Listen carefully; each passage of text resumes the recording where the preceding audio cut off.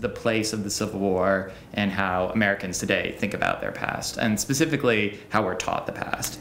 For instance, in a lot of college first-year survey courses or high school survey courses, the Civil War is the thing that comes right in the middle. It's sort of the capper of one semester and like leads you off into the next. I was wondering why you think that is and what the consequences are of that for how Americans think about it. I guess that comes from seeing the Civil War as the Second American Revolution or something, but it does pose a problem. I speak a lot to high school teachers groups, you know, conferences.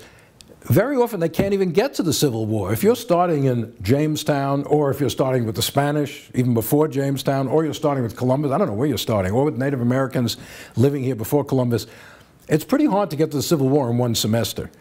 And I think teachers find it a challenge to do that.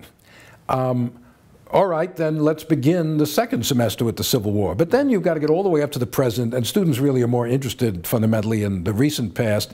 And so you zip through it.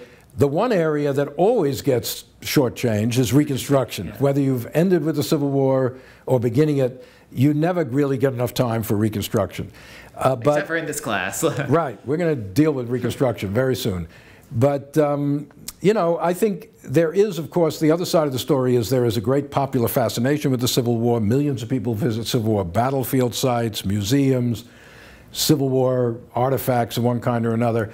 There are so many ways of learning about the Civil War that are not really, there's no equivalent for many other parts of American history. If you want to study the War of 1812, there's not a lot of national battlefields you can go to. Mm-hmm. There's not a lot of TV series you can go and watch on the War of 1812. There's not a lot of books on the War of 1812. You got to do it, you know, yourself. Civil War, there's an immense array of material out there for people, and of course, it appeals to a tremendous range of people outside the academic world. So I don't think there's a danger of lack of knowledge or lack of interest in the Civil War out there.